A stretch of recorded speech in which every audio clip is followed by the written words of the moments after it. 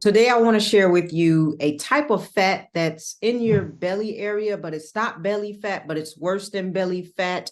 And it's probably causing some harm to your body, including chronic illnesses. And I want to talk to you about the absolute best exercise to get rid of this particular fat. We'll go all into it. But before we do, I want to make sure that you subscribe to this page.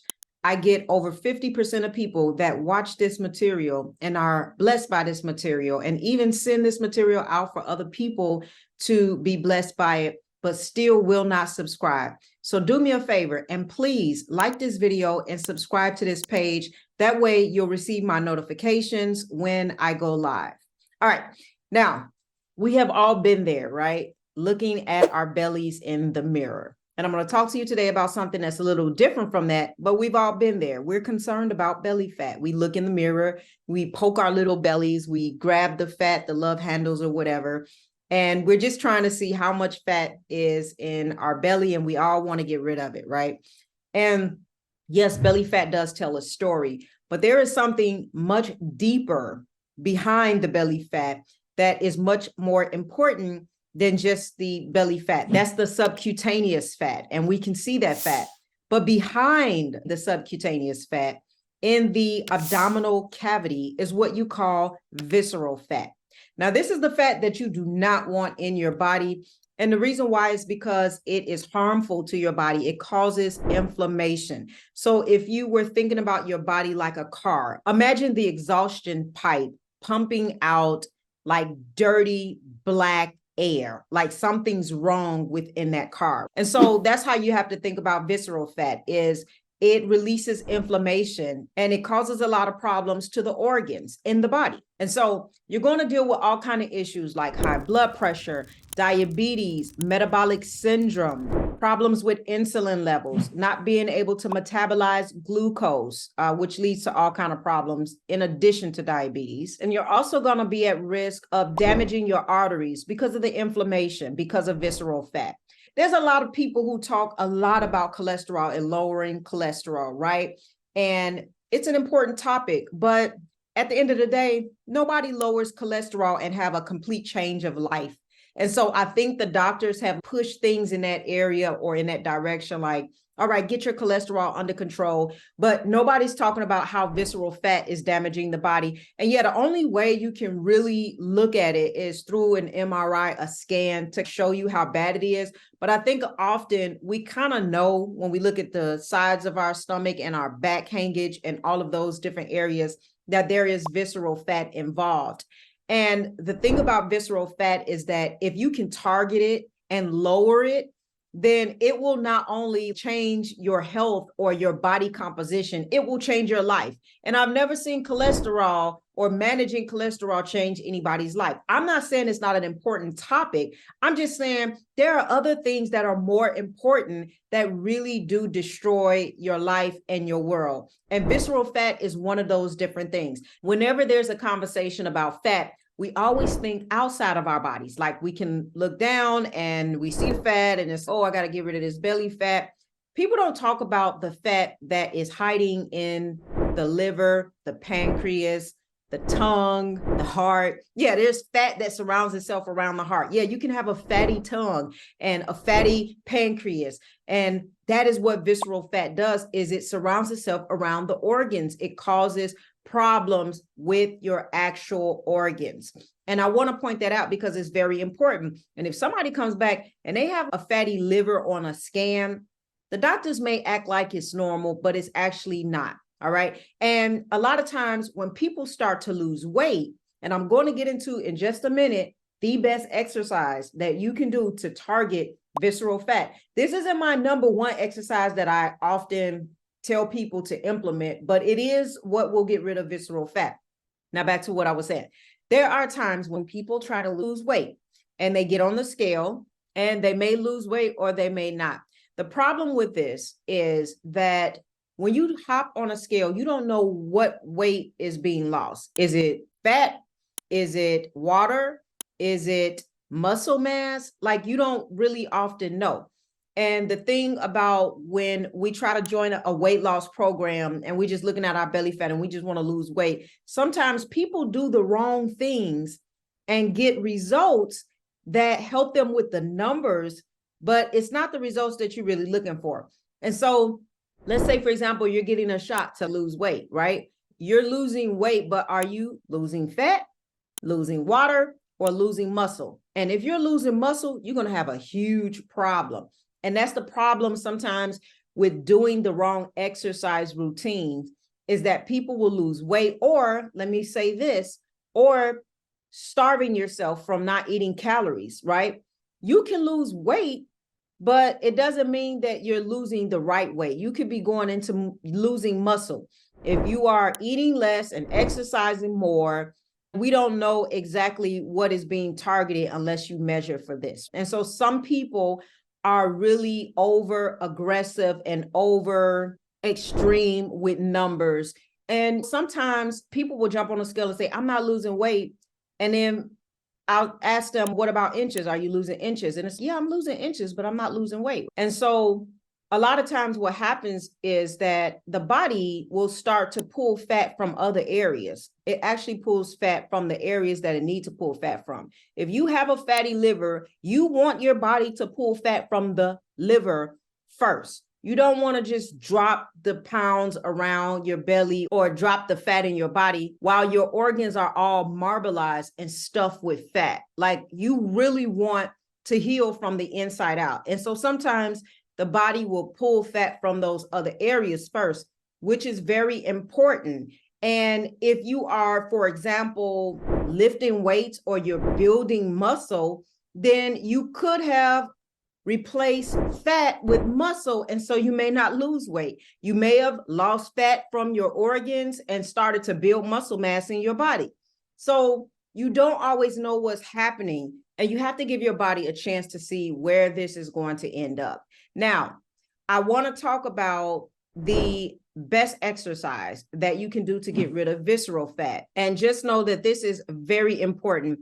And it is not resistance training, although I love resistance training. And resistance training is very important because it has a long-term metabolic rate where it boosts metabolism in the long run. And it also allows your body to have somewhere for glucose to go, to be stored, and to be used as fuel. So even though I'm about to name what exercise is best, you do want to add resistance training to this because it allows you to use your fuel better. I also want to say this really quickly. There are a few other little things that you have to do, like good sleep hygiene, good gut health, and of course, eating the right foods, getting rid of some of those seed oils and inflammatory oils and processed foods. All right. But here's the exercise that you really want to start to include in order to get rid of visceral fat. And I think most people can see when their stomach is getting tighter and it's falling over and those pants are getting tighter and tighter because you have belly fat. And this is dangerous because of the inflammatory markers and the chronic disease that's associated with it.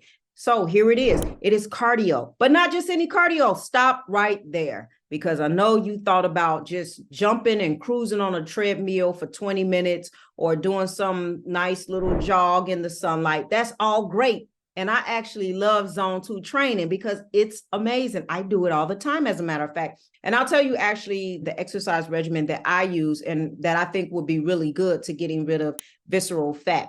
And so I'm talking about exhaustive, short interval sprints or all out in whatever way that looks. It could be biking, it could be sprinting, it could be running upstairs, it could be burpees or whatever. But I'm talking about high intensity interval training in short increments. What it looks like would be if you hopped on a treadmill or you went on a track or something, which I often do, and you sprint for 20 to 30 seconds, and then you recover, you walk, you rest.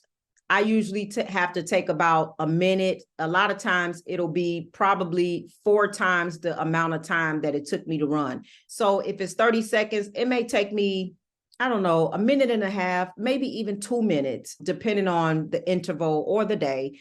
If I'm running 20-second intervals, it may take me about a minute. And like I said, it could be longer for somebody. It could be 2 minutes for somebody for a 20-second interval. The key is to recover. Make sure that every single time you do this short interval, it needs to be all out. It needs to be a max. You are exhausting yourself. And so you do have to recover in order to do that, because if you don't recover enough, then your intervals will not be where you need them to be. And I'm talking about, you really want to be at 90 to 100% of your effort with each one. And so that is what it looks like when you are able to get into that type of exercising. That is the exercising that helps with visceral fat. So there is a component and a benefit to different types of exercises, and I love to talk about them all. I love zone 2 cardio, which helps the mitochondria, but the high intensity interval training will help with the visceral fat, which will help with the inflammation and the cortisol levels and the overeating, anything that caused the visceral fat to increase. You want to be able to target this because it's very, very dangerous to your body. And so I want you to pay more attention to that. And if you are dealing with visceral fat, you need to start including this in your workouts. And I don't always like to encourage people to do high intensity interval training just outside of having a real conversation with them, because sometimes it intimidates people and they don't want to do it. And I really don't want to push anybody to do something that will just cause them to shut down from exercising altogether. So I tell people to start with movement, start with walking. And yes, walking and low intensity zone 2 training will help visceral fat. It just won't help it as much as high intensity interval training will. And then adding weightlifting to that will do the magic. So here's what a good healthy week of workouts look like. 2 to 3 sessions of high intensity interval training if you're trying to target visceral fat. And then about 2 to 3 days of resistance training to build muscle. And then about 2 to 3 days in zone 2 training. That is a nice little bike ride, a walk, a fast-paced walk, maybe a nice little jog. And if you wonder what zone 2 feels like, you really have to test it out technically. But in order to measure it, it would be just like you can have a conversation with somebody and they know you're working out, but you can still have the conversation with them. And it's a little bit of output. It's not enough to say, I got to get off the phone because I'm breathing too hard. That means you're coming out of zone 2. You should be able to hold a conversation with somebody, but it's not necessarily easy breezy, like you just walk in at your own pace. Okay. That's zone 2 training, and that is beneficial. So 2 to 3 days of that, 2 to 3 days of weight training, and 2 to 3 days of high intensity interval training. If you're just starting, let's start at the lower numbers, 2 days, a piece of those. But here's the thing, you can actually do the weightlifting on the same days that you do the high intensity interval training, right? If you want to, you can do your weights and then you can do 15 minutes of high intensity interval training or however long you want to do it. I would not suggest doing the high intensity interval training first and then doing weightlifting, because you'll exhaust yourself and then you won't have the energy left to do weights. I find that it's much easier when you do the weights and then you can do the high intensity interval training afterwards. Now, when it comes to zone 2 training, I just sometimes do that as a warm up before I lift weights, or I could do it as a standalone day, or I could do high intensity interval training as a standalone day. But when it comes to my weightlifting, I always do some form of cardio, either before or after. For some reason, I just try to get a little bit of cardio, even if it's warming up. And then I do a warm up for my body weight muscles to get warmed up also. You can do it whatever way works for you, but I just want to let you know what you have to include in order to start targeting this visceral fat. So I hope that you benefited from this and you start to include a little bit of high intensity interval training into your workouts. I think it will tremendously benefit you. And so I wanted to release this to you because a lot of people deal with visceral fat issues and don't know quite how it is damaging their bodies tremendously. And I want to help you to take better care of you and your body. Make sure again that you like this video and subscribe to my page, as those who are continuing to be blessed by this content and this information that would be a huge blessing to me, because I want to get the message out to as many as I possibly can. And as I stated, there are a lot of people who will come here and listen to the content and feel blessed by it, and even comment and even send information to their family members and their friends, but they still will not hit that subscribe button. So please do me a favor and hit that subscribe button so that you can continue to get the information and the resources that is needed for you to live your healthiest life. I'll see you next time.